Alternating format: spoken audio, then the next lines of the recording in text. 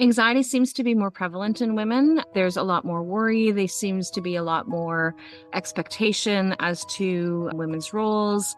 There's a lot more things that women tend to juggle. When the kids are up sick through the night, it's mom that's typically getting up and then still having to get up and go to work in the morning and or having to call in sick. It's like this big faux pas. You're not allowed to have anxiety.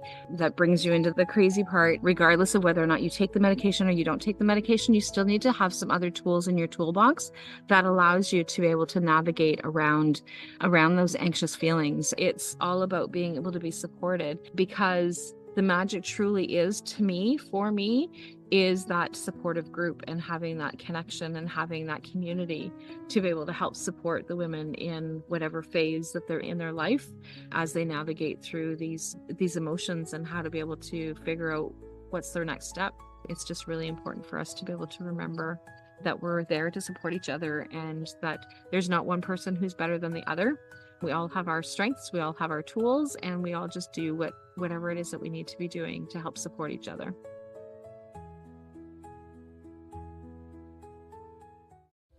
Hey everyone, it's Sophia from Sacred You. Thank you so much for being here. A quick message before we dive into today's conversation. You may have been watching the podcast videos but have not had a chance to hit that subscribe button. So if you have ever gained value from our videos, from our conversations, it would mean so much to us if you would hit that subscribe button below right now, or even just give us a like. And what that means is not only does it allow us to grow our subscriber base, but it allows us to bring in more important guests for you to listen to. And you will be one of the first ones to be notified. So please hit that subscribe button and let's get started on today's conversation.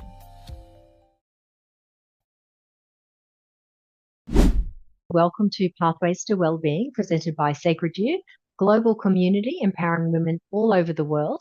My name is Helen Prince, and today I'm very pleased to introduce you to Rollie Allaire.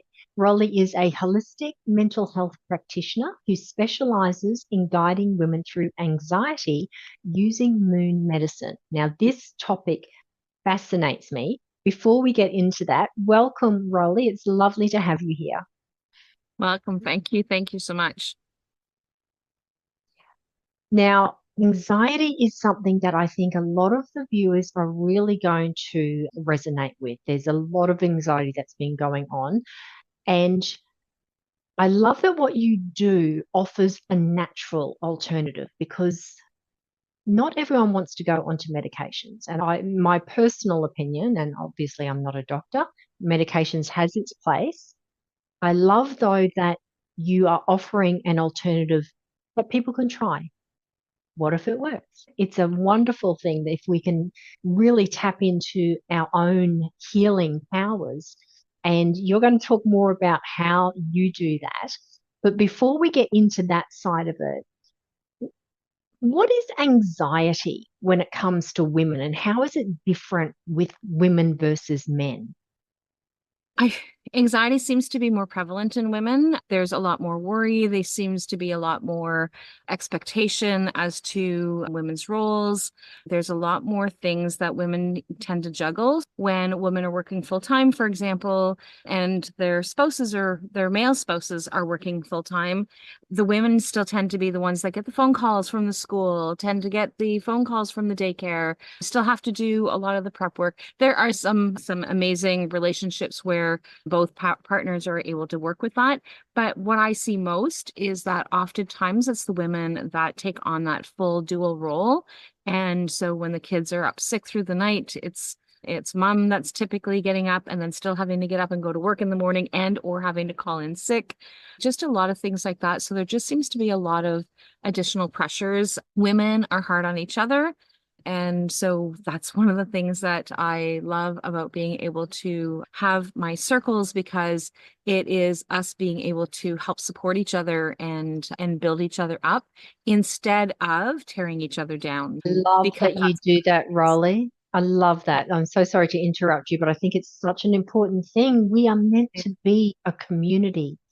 And somewhere Yes. along the lines, things have got very competitive within females.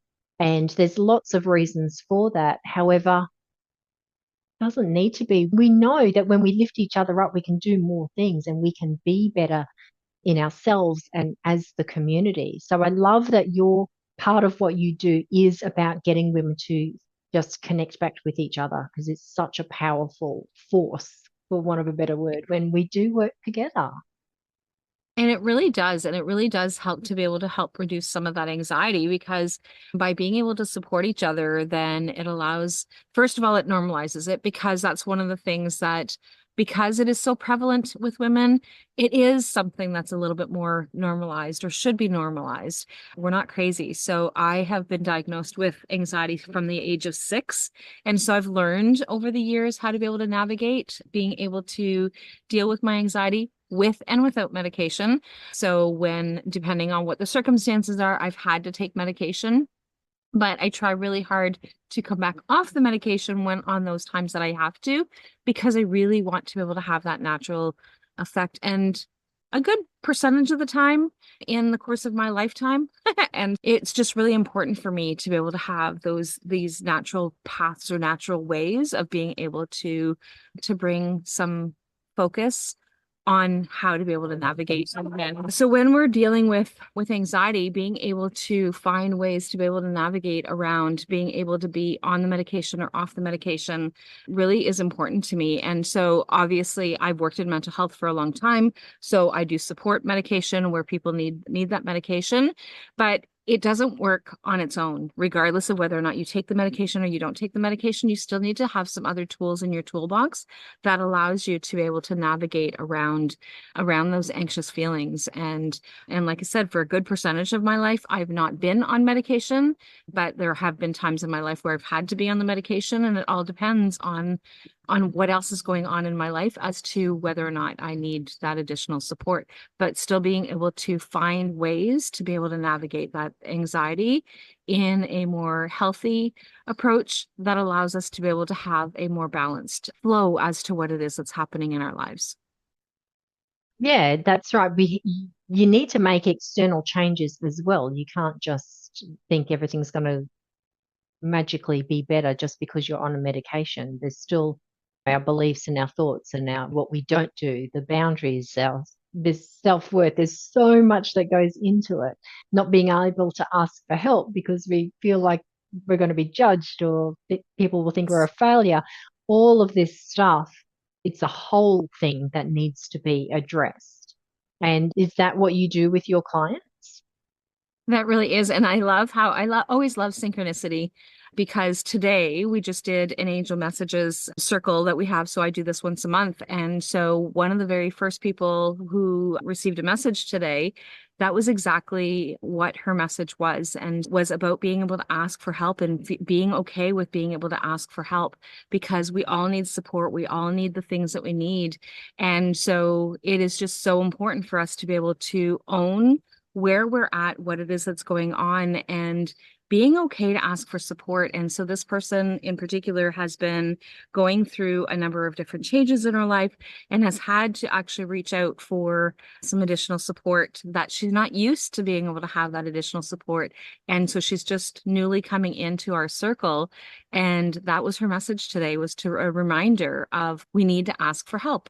We need to know that it's okay when we are not okay. And yeah, so I just love that synchronicity and how this just really ties in to this conversation that we're having tonight. So tonight, this morning, this afternoon. So, So Rollie, you mentioned earlier that you were diagnosed with anxiety when you were 6.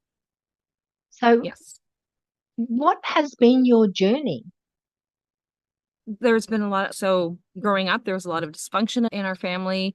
I was the eldest of 4 girls. And so so I had a lot of those responsibilities that were playing a factor, and being able to be part of that. And one of the things that, and of course, it's like this big faux pas, you're not allowed to have anxiety, that brings you into the crazy part. And so it wasn't until just recently, probably about 3 or 4 years ago, that my mom had said something about having seen the specialist. She referred to the psychiatrist as a specialist.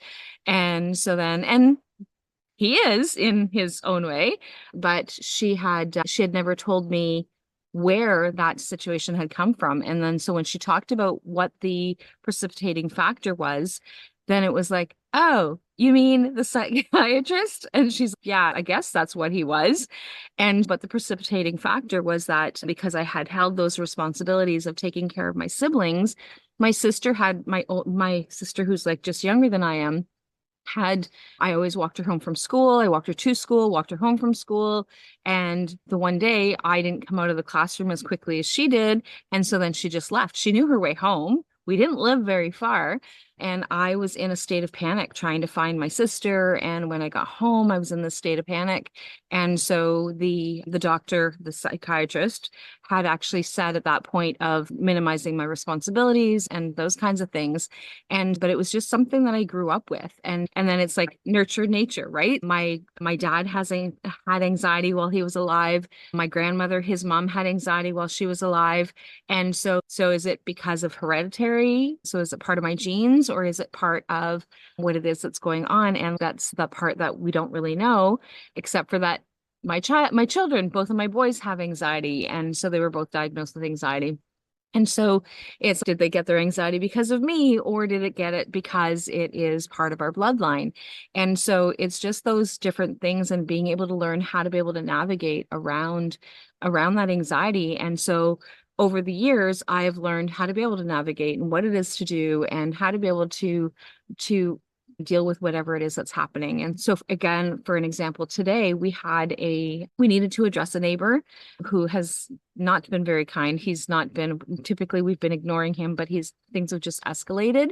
And so today I served him with a letter, put it on his door. He was gone when I issued the letter. And when he came home, it was like this whole big, huge sense of panic. So even though I know that I rightfully handled the situation and I did all the things that I was supposed to be doing and I was mitigating the circumstances, that whole overwhelming knots in my stomach, nausea, like feeling a little bit sweaty, my mouth getting all pasty, like all those things, that panic sets in.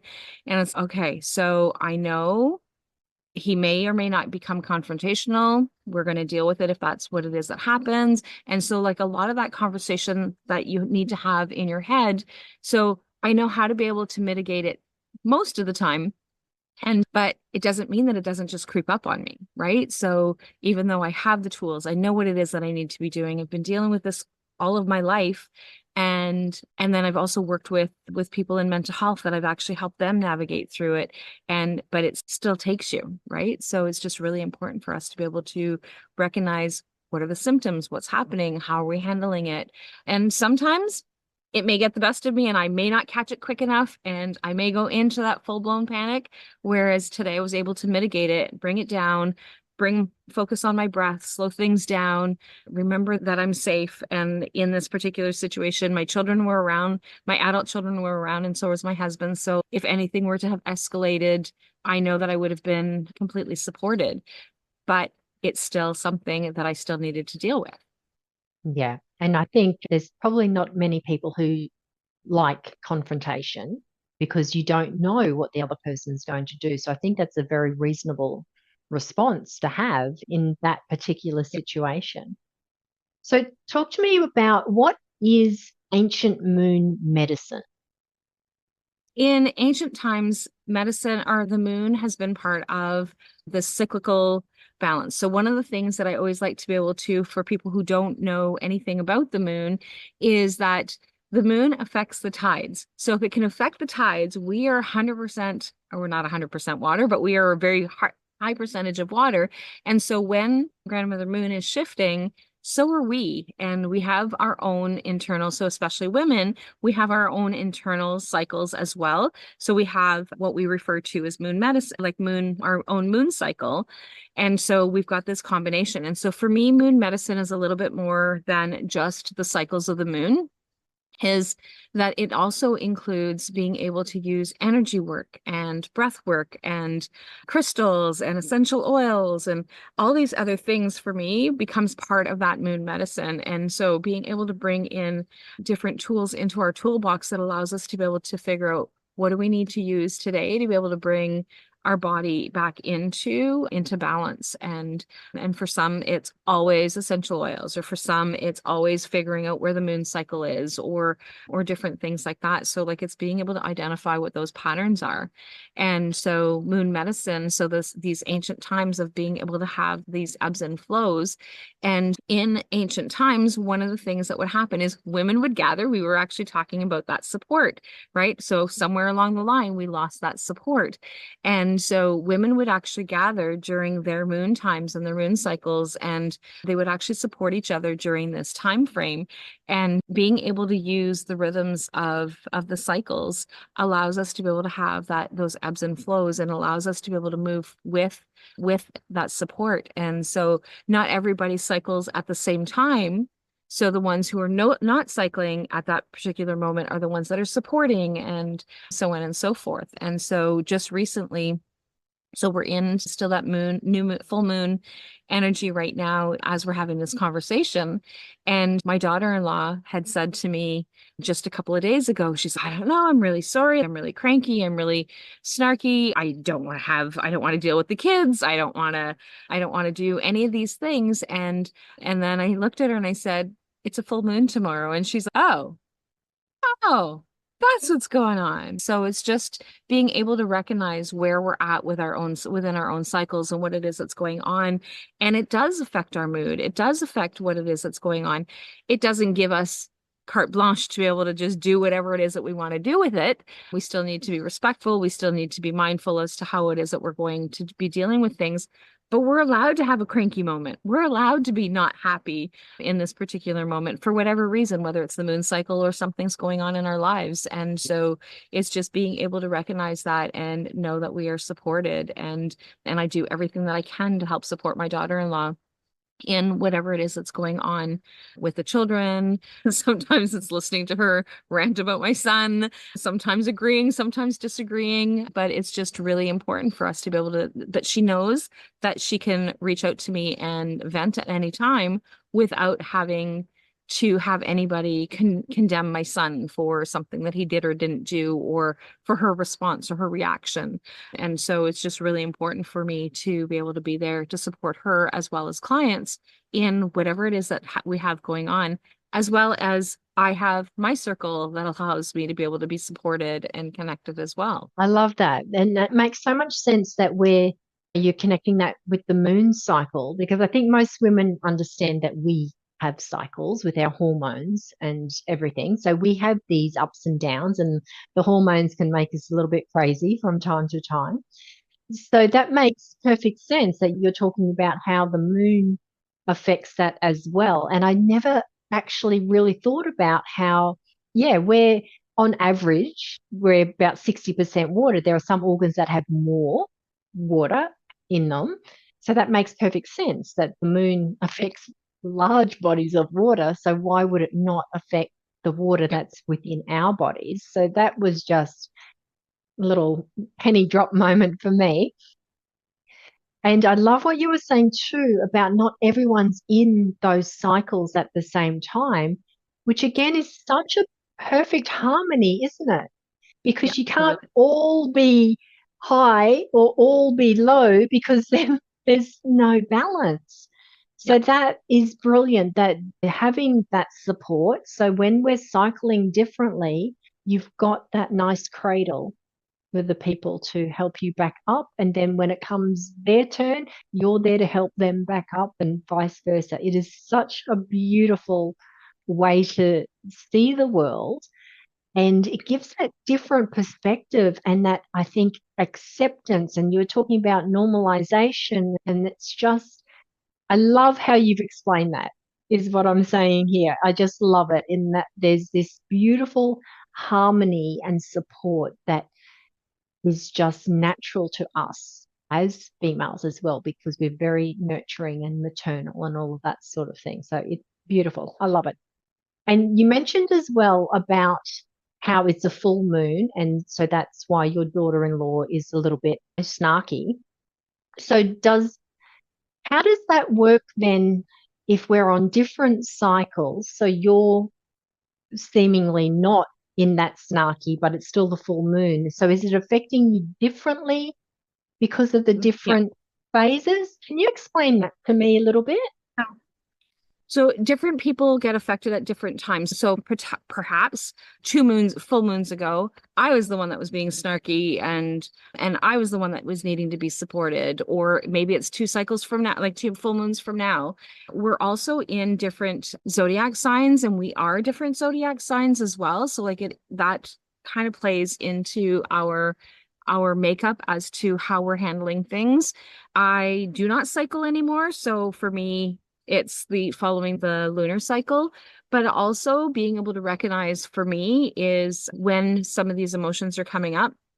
Typically, I can handle them differently. So my daughter-in-law is in her late 20s. I'm 55. I've had many, many cycles where I've had the challenges and the difficulties. So with experience comes that wisdom of being able to be there and be more supported. And I don't seem to get as affected. Not to say that I don't ever get affected by them, but I don't seem to react in the same fashion as I did when I was in my late 20s Yeah. and how I was responding to things. And I see that a lot so my grandson is the spitting image of his father. And who was my challenge? Who was my teacher? He was definitely something that I had learned with. And so now my son and daughter-in-law are going through that learning curve and figuring out how to be able to navigate. Whereas when he's going through the same patterns and symptoms or patterns that his dad went through, I don't have the same response, but I also have a different age. I've had a different experience. I'm not trying to rush to work. I'm not trying to rush them off to get them. He's not old enough to go to school, but I'm not in those patterns. So like I have time to be able to just relax and take in those moments and just be able to like not be frustrated. And I don't have that same sense of embarrassment that my daughter-in-law and son would have with like my son was doing whatever it was that was going on. So a really good example was he went over to visit his great grandparents with her mom. And we around here, we play with the water hose all the time and people get sprayed all the time. And so if you don't like it, then don't come in our yard because like chances are we've taught him how to be able to use the garden hose. And but I guess they didn't realize that he knew how to use the garden hose. So he sprayed People were everybody not very around. happy. And so my daughter-in-law was like, "Oh, I'm so glad that I wasn't there." And it was like, I would have just laughed. Now, had I been the parent at the time with my son, I would not have had that same response. I would have been absolutely mortified. Whereas I sat there and I just laughed my head off. It was like, how many people did he spray? And for every time that they said stop, how much more did he laugh and think that it was funny? But I would have been and I have been absolutely mortified when it was my son at that age. And that's where she is. So like so we've also got age differences in terms of support.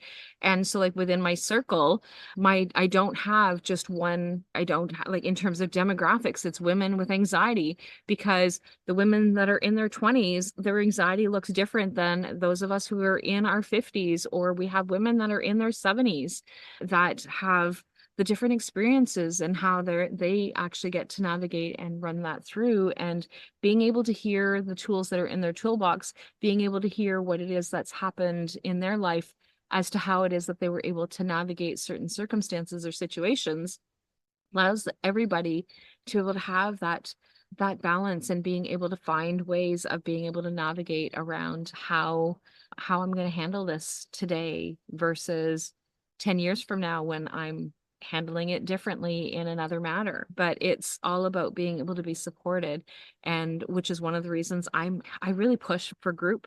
I do work one-on-one periodically with people, but not for very long and not very often, because the magic truly is, to me, for me, is that supportive group and having that connection and having that community to be able to help support the women in whatever phase that they're in their life as they navigate through these emotions and how to be able to figure out what's their next step.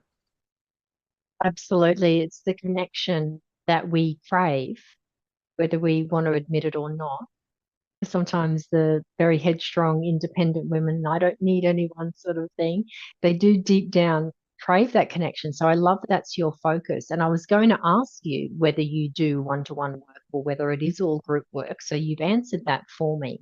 And So what does it look like for somebody if somebody's watching this and they have anxiety and they want to change how they're reacting?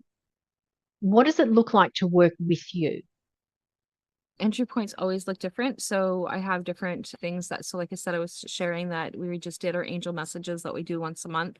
So sometimes that's the point of entry for people. If I just need to figure out how to, or I just need some guidance from my grandmother, or I just need somebody to be able to help give me some ideas as to how it is. So we may work that way. I do meditations on a weekly basis.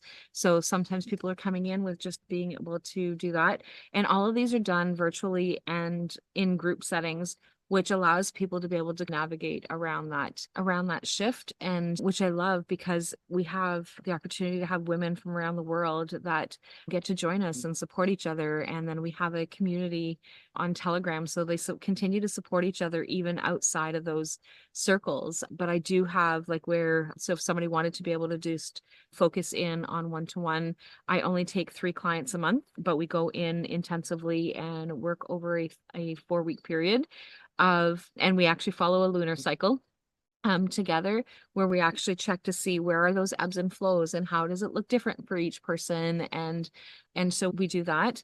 And then but primarily I really encourage people to join our wisdom cycles, and that is where we have our year-long program that people can come and go whenever it is that they need to.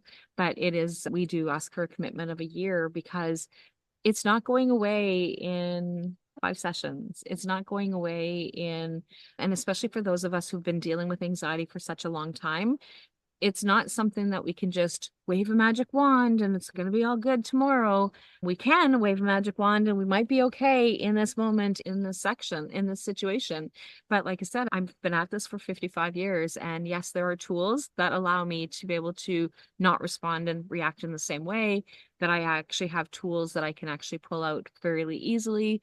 I can do some planning around things that I know that are actually going to make me anxious and that kind of thing. But it's still something that comes back up because it is a natural part of worry is something that's natural. So we all worry. There's not one person in this world that can tell me that they don't worry about something or someone, because there's definitely worry and everywhere. But how do we handle it? What do we do with it? But when it's more chronic, that's where the anxiety comes in, and being able to navigate around that. And so I have one client who she's been with me for some time. And when she joined, because her child has anxiety.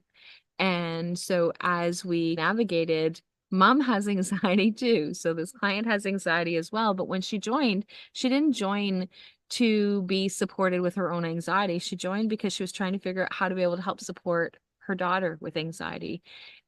But a lot of that worry and I don't know how I'm going to be able to navigate and all those kinds of things. So she's been able to navigate and use some tools that work for herself, but also she gets to model for her daughter to be able to help reduce some of that anxiety, or tools as to how to be able to minimize the response to the anxiety that her daughter experiences. So for example, I know that for me, if I'm having a panic attack because I've just seen a mouse, because I'm petrified of mice, and so don't come up to me and tell me to breathe. I already know that. You're just going to make me really angry.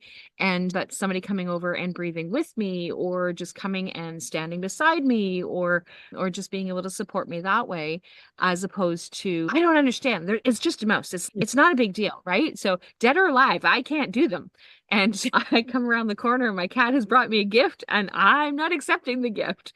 But it's just that part of being able to help support each other. And so the experiences come in and look differently.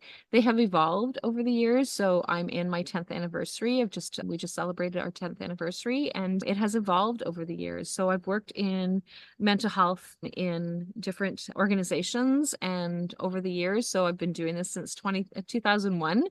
And so having almost 25 years experience of being able to navigate through the system, and in the last 10 years being able to bring in some holistic approaches that I couldn't bring in when I was actually working in frontline, allows me to be able to have a different way of being able to flow, and then having my own experience, and I share my experiences. So I don't hide it. I don't pretend that my life is perfect and that I don't ever have anxious moments, or that there's not things in my life that take me on a tailspin.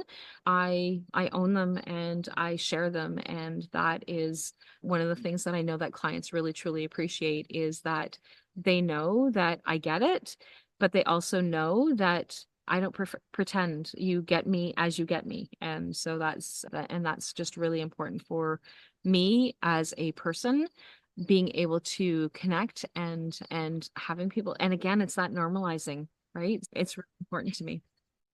Absolutely. I think as a client, you want to know that the person helping me does actually understand it. So what you were saying before with the mouse, the person who's saying, get over it, it's just a mouse, they don't understand it.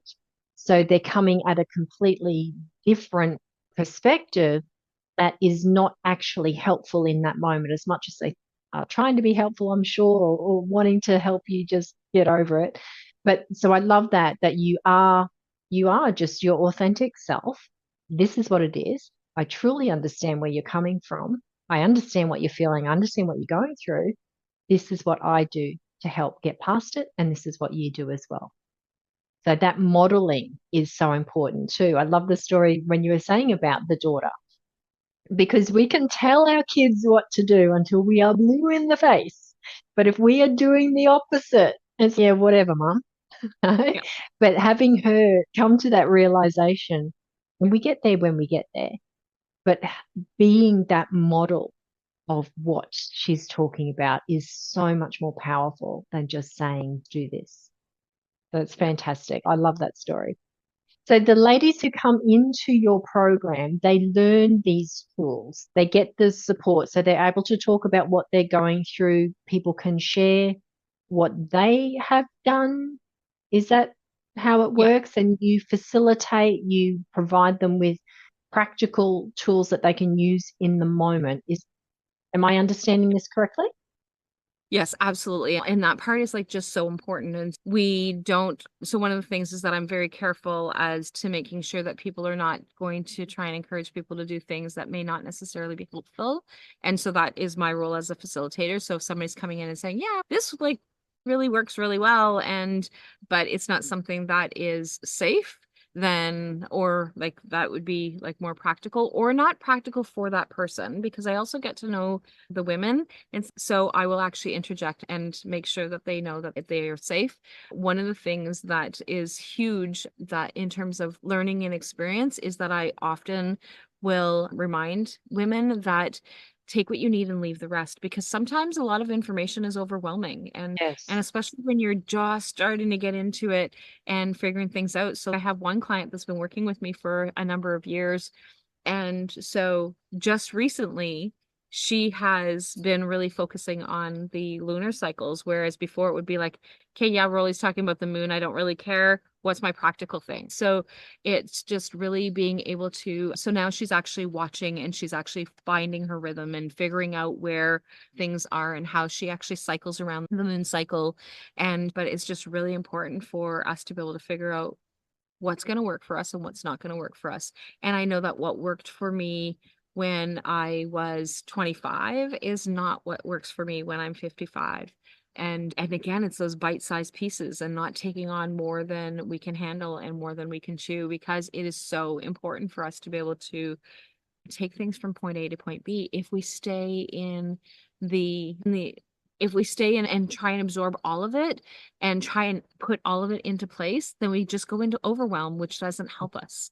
And so it's just really Adds important. fuel to the anxiety, doesn't it? Exactly. It's okay, I'm not doing this properly because I'm supposed to be Yeah, doing 30 steps and I've only got two. If you only have two, then stick with those two and focus, and then we build on that. exactly. I And so love that. Yeah. and it evolves all the time. So like now I have, over the last 10 years, I've had clients that have come and they've gone, and then I have some that have come and stuck around, and they're our mentors. And so they're the ones that oftentimes will actually check in on each other. And so if you're new to the group and you are having a full on overwhelming session, there are a couple of people that are our mentors that actually will reach out and say, hey, Helen, I noticed that you were having a really rough time. No pressure, but if you want to talk, I'm here. And then just provides that support. And so it's really nice because they actually get to support each other, which, and again, it's that whole group dynamic that allows them to be able to have that connection.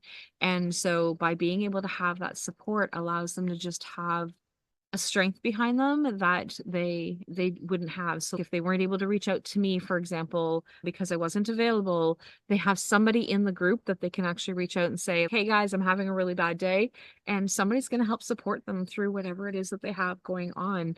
And if it's in between our sessions, our weekly sessions. So there's lots of different ways of being able to do that. And yeah, it's beautiful. I love that whole group dynamic. So you come together once a week as a group at a We set come time? together many times.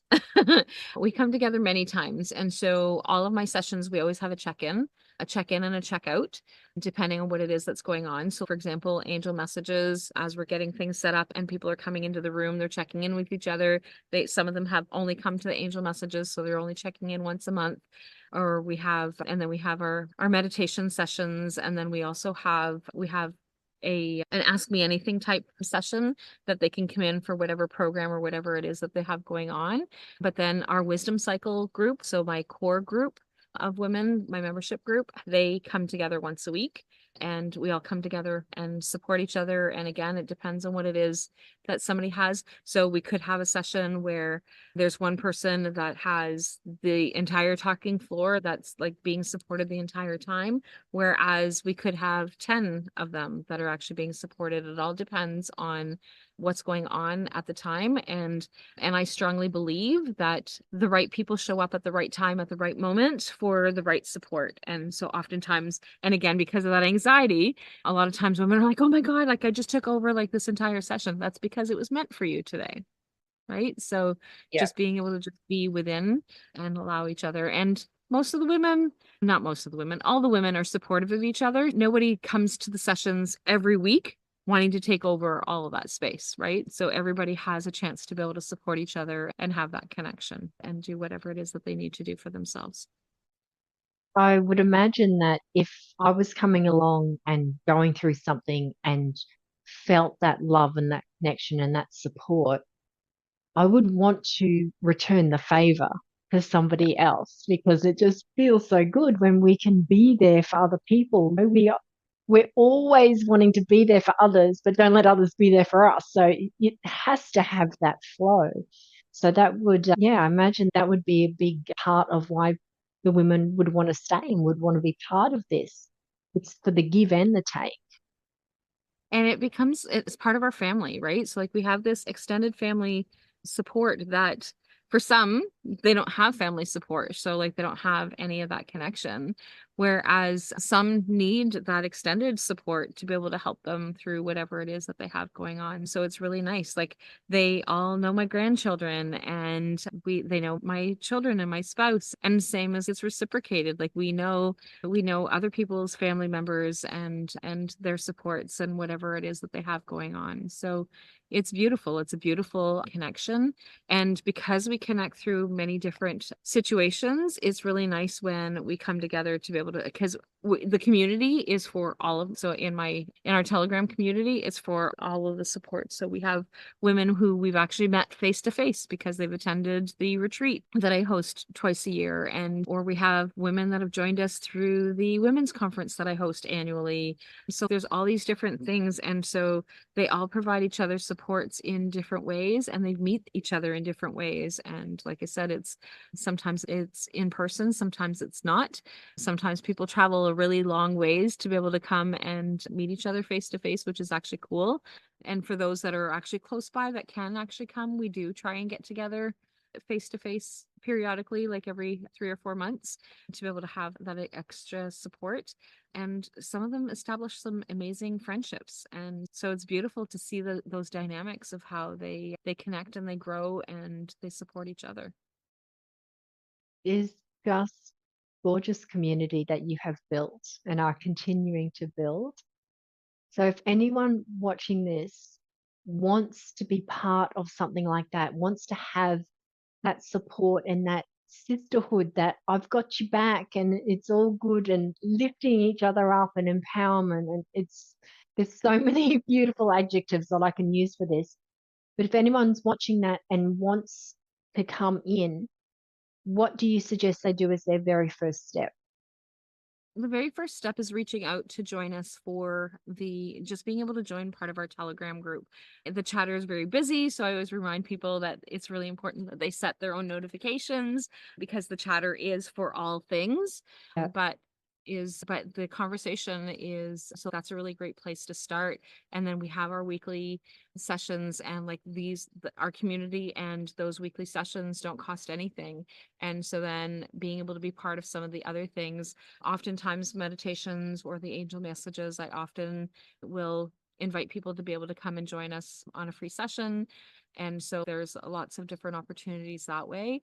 But definitely, if you are wanting that support, is Wisdom Cycles, as it's ever evolving. It doesn't stay stagnant. It changes based on the needs of the community and what it is that's happening. And so it's never, and it's evolved over the last 10 years. Like, it has not been the same over the last 10 years, because again, it depends on the people that are in and what is it that they need and how that flows together. And because I really use my intuition as to what people need, and sometimes it's very direct. People will say, this is what we would like to see, which is wonderful. And if it's something that we can incorporate, then we do.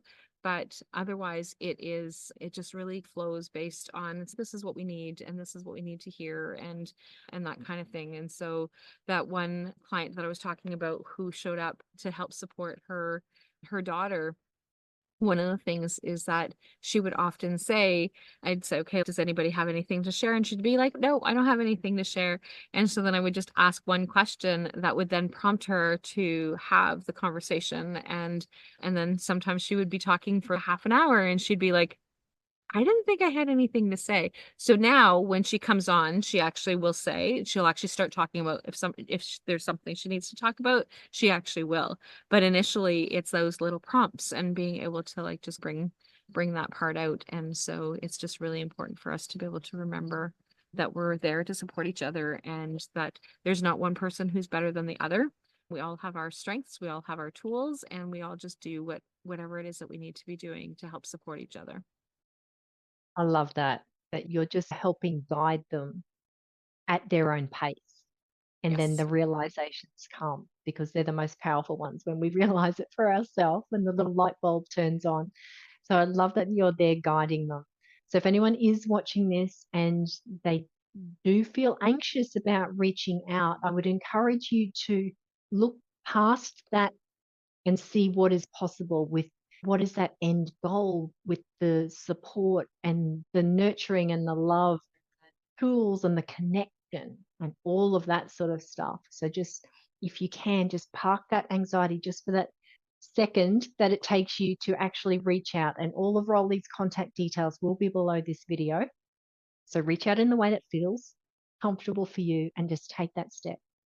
You don't have to walk the whole mile. You just need to take the step, then the next step, then the next step. Absolutely. Rollie, thank you so much. I've really enjoyed our conversation. I've gotten a lot out of it, and I'm sure everyone watching this will have taken something out of this. Is there anything else you'd like to leave the audience with before we wrap it up? So the only thing that I just want to like just bring awareness to, or that connection, is that we are literally around the world. We can support each other from around the world. And so here I am in the dark. So I'm on the hammock in the dark under what I was hoping was actually going to be a much brighter moon energy, but it's a little bit cloudy here. And then you guys are in your afternoon, right? So like it's from Yeah. around the world at different times, and we have those supports at different connections. And so one of the things that I love is that we can support each other globally from anywhere, right? So if it's 1:30, like it's almost 2:30 in the morning here, but if somebody were to message in the group, I'm awake right now, so I would be able to respond at this time. And which is again why I always remind people about the notifications. But also, if it's 3 o'clock in the afternoon, somebody else may be around that can actually help support you through that restless moment or that restless period. And that's why the community, there's no charge to the community, and just being able to be there to support yourself and each other is great. And yeah, so I just wanted to remind people that we have this technology that allows us to be able to be connected around the world, and it's beautiful. It sure is. It's amazing. The technology has made the world a much smaller place. Thank you again, Rollie. Loved our conversation. Thank you so much. Allaire's final thoughts truly encapsulate the essence of today's conversation. We are all connected globally and energetically, and support is always just a message away. Whether you are navigating anxiety, seeking sisterhood, or simply ready to return to your own rhythm, this is your moment. And if you'd love to explore Rollie's work further, be sure to check out her wisdom circles and year-long community journey. Her programs are rooted in ancient wisdom, modern mental health practices, and authentic community care. Find all the details in the links below. At Sacred You, we are also committed to creating a space where women from all over the world can support, uplift, and empower each other. Visit our website to explore upcoming workshops, events, and community offerings. Check us out at www.sacredu, that's the letter U, .love. And as always, please subscribe to our podcast, share it with a friend, or leave us a review. And as Rollie shared, anxiety doesn't define you. It is a signal, not a sentence. The journey to emotional freedom isn't about overnight change. It's about small, intentional steps. And you can begin to reclaim your inner power. Until next time, stay grounded, stay inspired, stay connected, and keep walking your pathway to well-being.